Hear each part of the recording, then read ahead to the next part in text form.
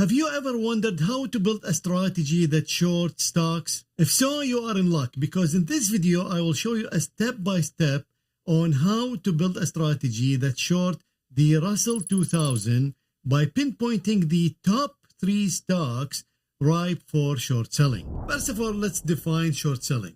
Short selling, it's a method to sell a stock and then buy it at a lower price. Basically, a stock went too high and you expect it to go down, so you sell it first and then you buy it. And the way to do this in the stock market, you need to borrow the stock from someone. So someone who owns the stock shares, they give you that stock. So basically you borrow it through the broker. It's all automated anyway, but that's the methodology. You borrow the stock and then you buy it back cheaper and you return it to the owner. And the owner basically collects some interest on this borrowing, and you collect the difference between the buy and sell. Now, short selling in general is difficult because, like I mentioned, you need to borrow the stocks, and not all stocks are available to borrow. But, S&P 500 stocks are definitely available all the time to be borrowed.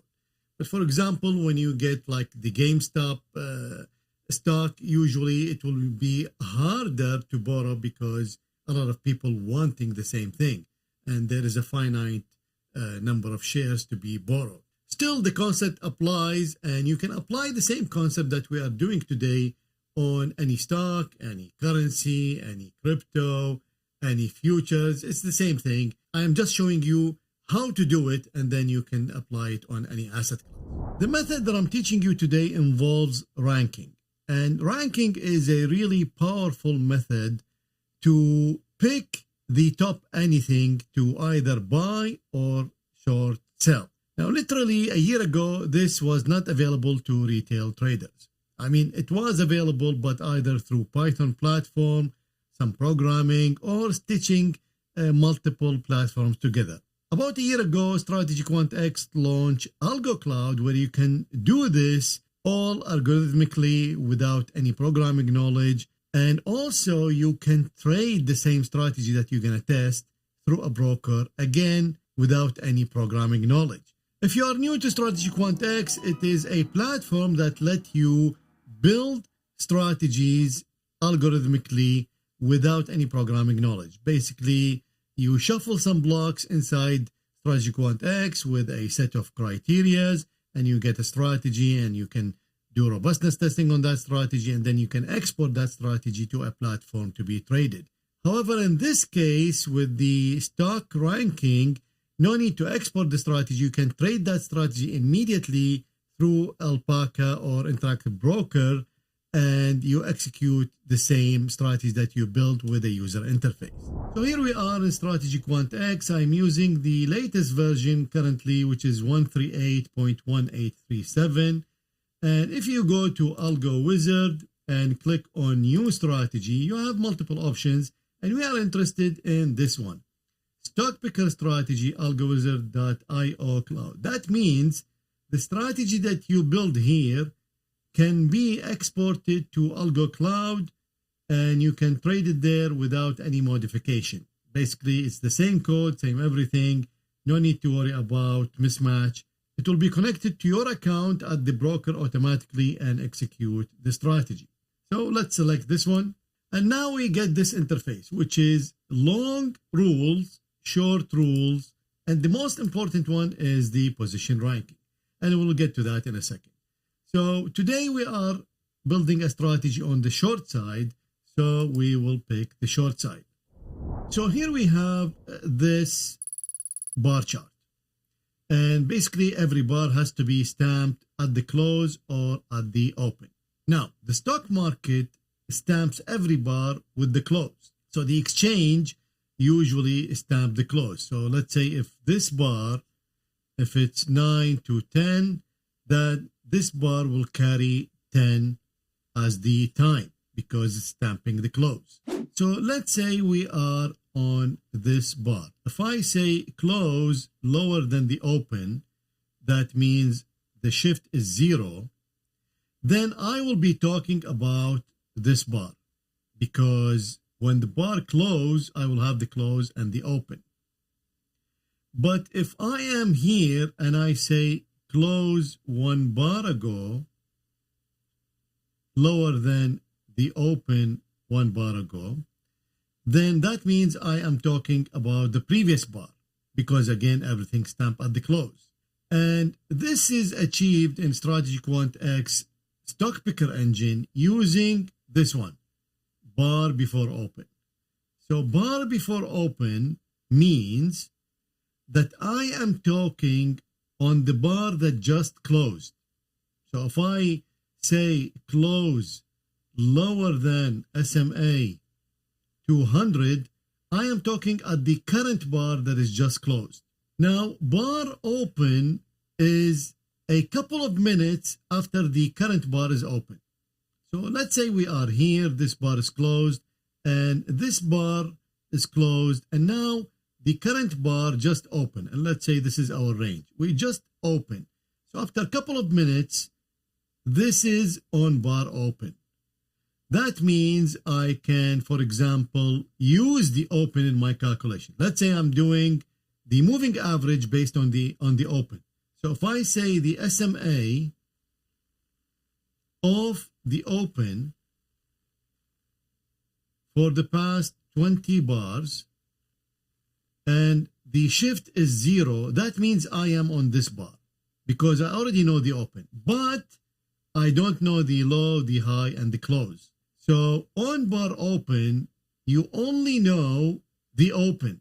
And finally, on bar close, this is a couple of minutes before the close of the bar. So let's say if I'm saying, if I have a position and I will say sell at close, that means before this bar close, I will sell right at the end, like 2 minutes before the actual close. So the way I recommend to use the Algo Cloud execution bars is as follows. Always use before bar open to calculate. So your SMA, your Bollinger Bands, your close greater than whatever, any condition you want to calculate, you will use bar before open, because then you are waiting for the bar to close and you perform your calculation. And when you issue the order, that means it will go for the next day and wait for the bar to open and execute. But all your close, you can now choose either before bar open or on bar close. Usually on bar close is the better option. So that means, let's say if the RSI 2 greater than 75, we are selling at close. That means before the bar close, we will check the RSI value, and if it is above 75, I will sell, because we are assuming that in a couple of minutes, nothing will change. Whatever prices we have will stay about the same value. So basically, we want to use on bar close for our close orders and before bar open for all our calculations. And when we are using before bar open, we are using the shift 0. So that means we are working on the current closed bar. Also on bar close, we are using shift 0 because we are assuming that the bar closed already, although we are executing our order 2 minutes before the bar close. Basically, what this is doing is if you want to issue an order at the close, let's say you're using TradeStation or multi-charts, you are actually using the exact same methodology that SQX did, which is you have to set your session to close before the actual market close. So in this case, SQX did very well. But I don't know why they chose the other one, which is before bar open. I don't get that. It's just confusing. In any case, that's what we are using in all our strategies. So before we start, we come here, entry triggered at on bar open. We need to change this to before bar open. And then exit trigger at on bar open. We change this to on bar close. So this is good. All is done. Now we are going to build our strategy. Okay, now we come to selecting our stocks for short. So we want to pinpoint which stocks are ripe for shorting to short them. So first of all, we need to pick a universe. Now the US market has, I don't know, maybe 15,000 stocks. Not all of them are tradable, and definitely not all of them are shortable because they are not available to borrow.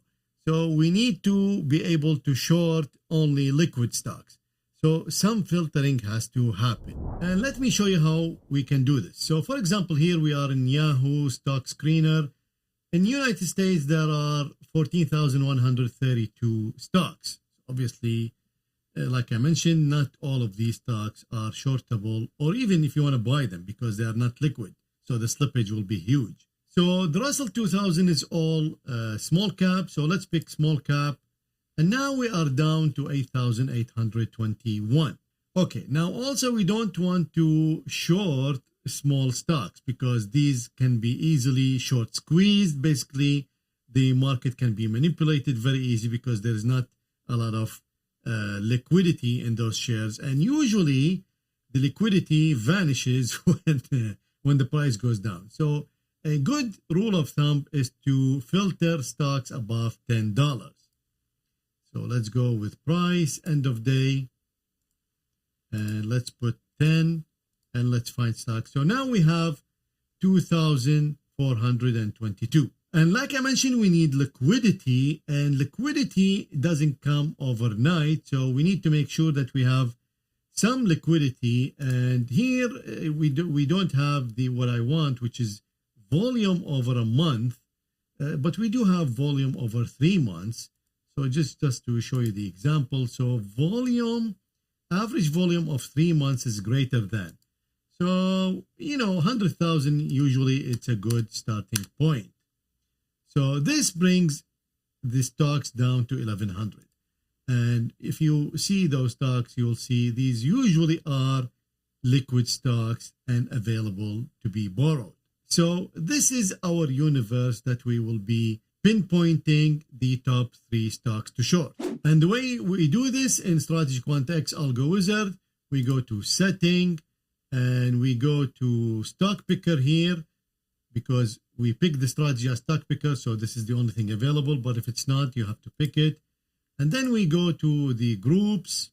So if you go to data manager, you see we have all these indexes and you can build your own. For example, here I built country ETFs and I built here equity ETFs globally. You can build your own index and we have these indexes. And as you can see, Russell 2000 is about 10,000 stocks. So we go back to Algo Wizard, we go to settings, StockPicker engine, and then here we can pick the Russell 2000. Now we have data since 1980 for the stocks. So it's usually a very good period to start from 2006. And then for money management, we will use a fixed amount, which is $10,000 per trade. So because currently SQX, if you use this one, which is what I want to use, currently SQX there is no minimum and maximum. So at some point you will reach 100,000 shares, which of course is not practical on many stocks. Or even if it's practical, then you need to introduce a different slippage. And it's not fixed yet in 138. Currently it's just open. So you're definitely want to use fixed amount. Now this could be 10,000, 20,000, whatever you want. And we are not using fractional shares. In trading option, we will switch on store chart data and the logs so we can track our trades.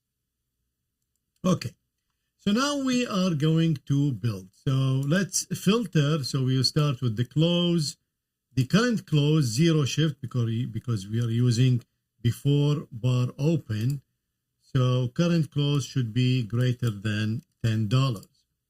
And now the average volume. So remember in the Yahoo screener, we are restricted to 3 months. I think 1 month is enough. So let's pick the SMA. So SMA of the volume of the past 22 trading days. shift 1 doesn't matter, is greater than 100,000 shares. Now, the only problem here is we don't know how many stocks are filtered, but we have an idea through Yahoo Finance. So basically, we are looking at about 1,100 stocks. But it would be nice that, they have like something here that shows us what's this filter producing, how many stocks. Basically, when we are pinpointing which stocks to short, we need to filter for stocks that just moved higher. Now, you need to filter for stocks that are not a buy by some company, because when a company offers to buy another company, usually they offer a premium and that stock will shoot higher. So that filter usually, let's say, 10%, do not short stocks that went up more than 10%. So in that case, we are not looking for price, but instead we're going to look for range. So if the close greater than the open by a certain percentage of ATR, then we will consider that stock for shorting. So to do this, we are going to use the close greater than the open. Again, remember, we are using everything shift 0. So it's the current bar. So the current bar close greater than the open. But we also want the close minus the open to be greater than the average true range. So we can come back here at the open and add. So we go to function plus. And now instead of the open, we will have the open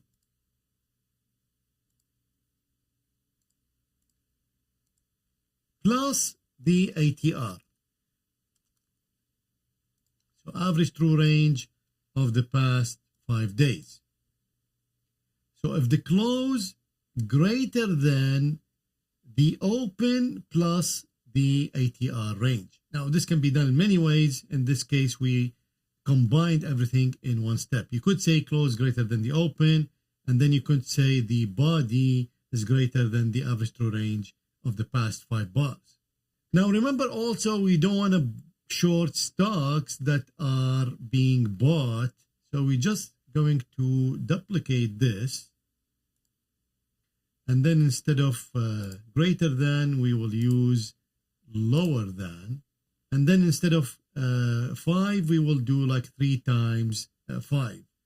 So we click on the ATR, we add a multiplication, and we add the ATR again here.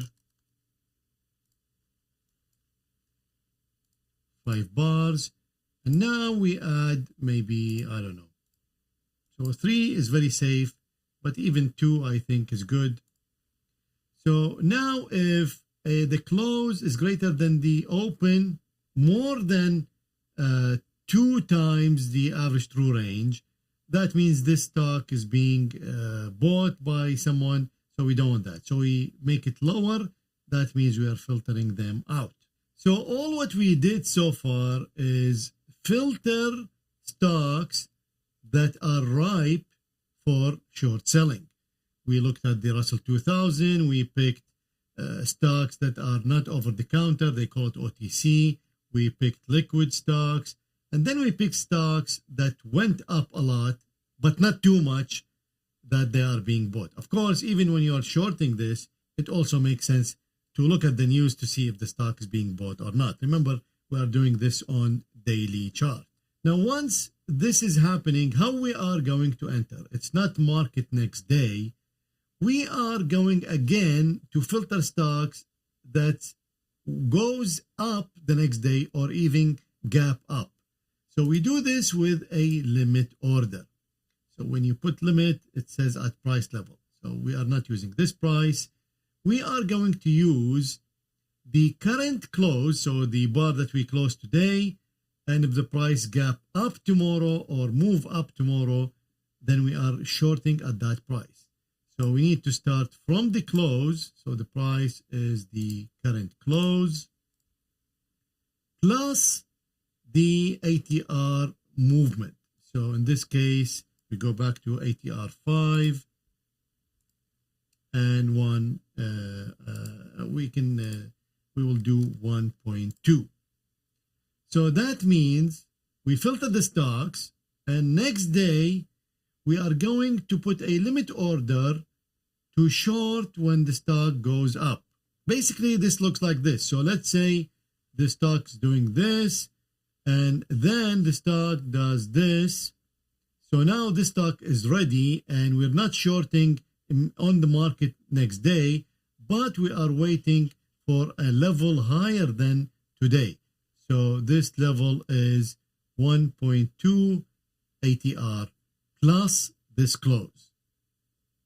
So we are shorting over here. That means we are again filtering for stocks that gap up. Of course, we will lose some stocks that basically open here and go down, but that's okay. Now we will exit when the stock goes in our direction.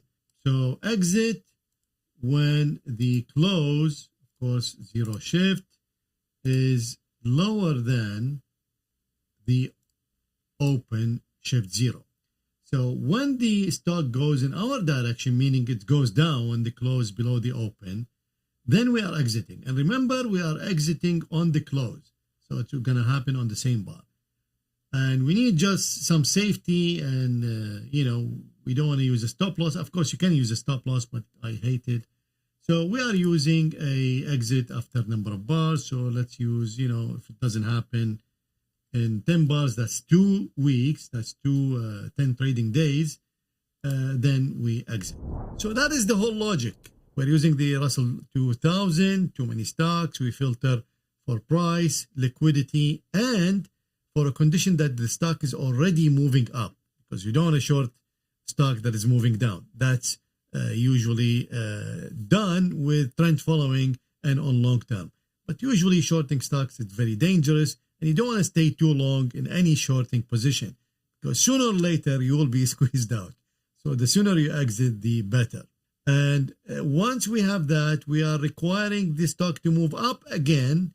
So that's why we're placing a limit higher than the previous close to get basically a better fill. Now we come to the method of ranking. Let's say we have, out of 1,100 stocks, let's say we have 50 stocks that match this today. And we don't want to trade 50 stocks, even if we have the money for 50 stocks.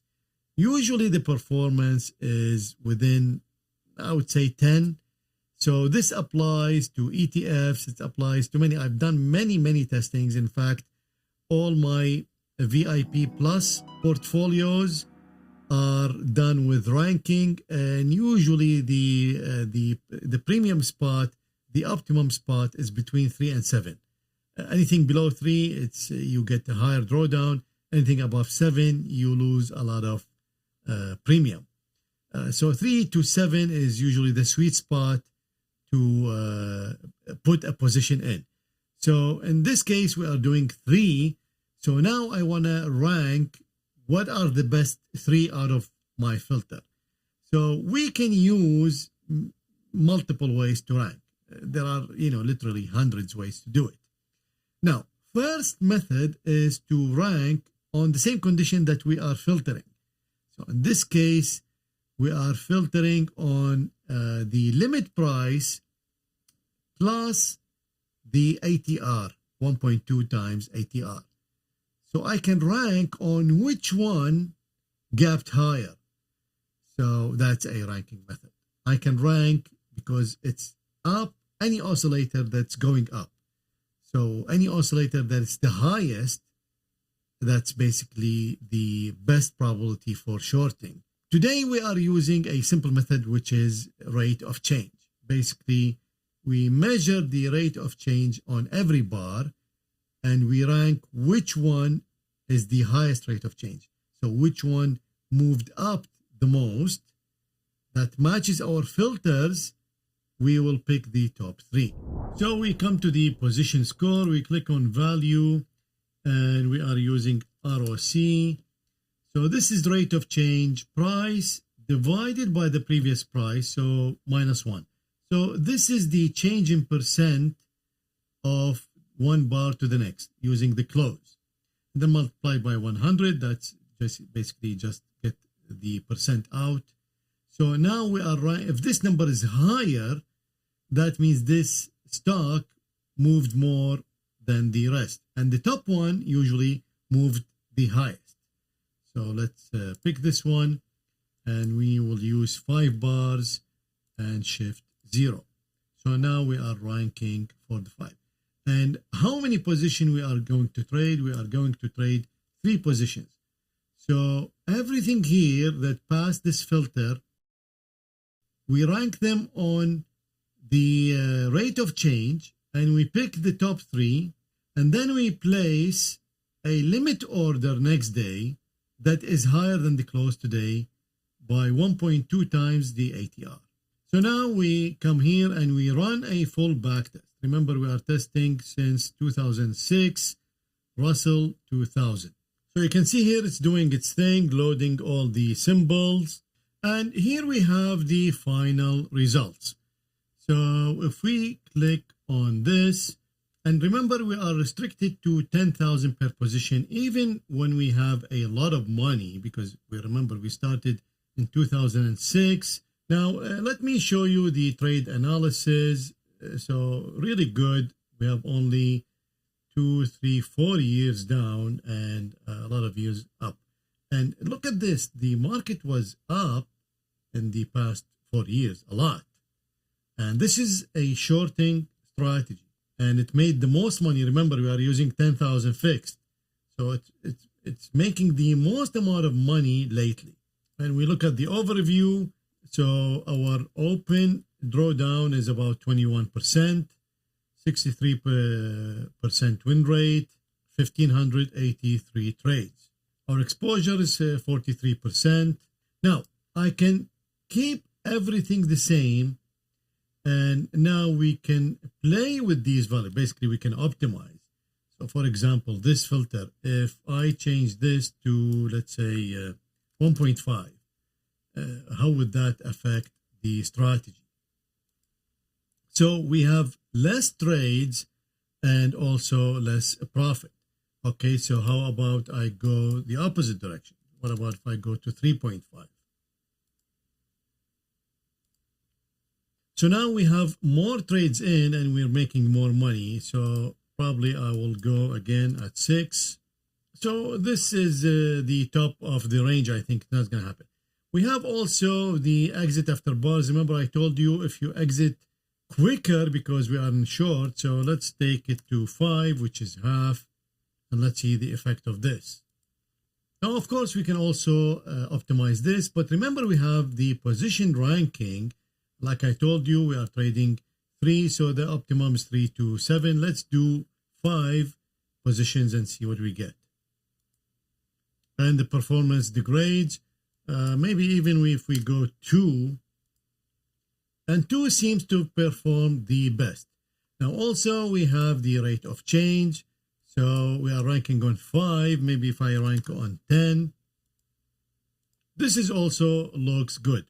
Now also remember we are trading the Russell 2000. We can go back and change to Russell 1000.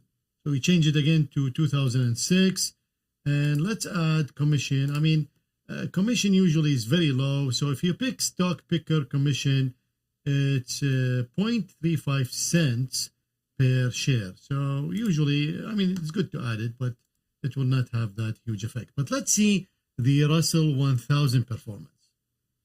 So Russell 1000 is worse.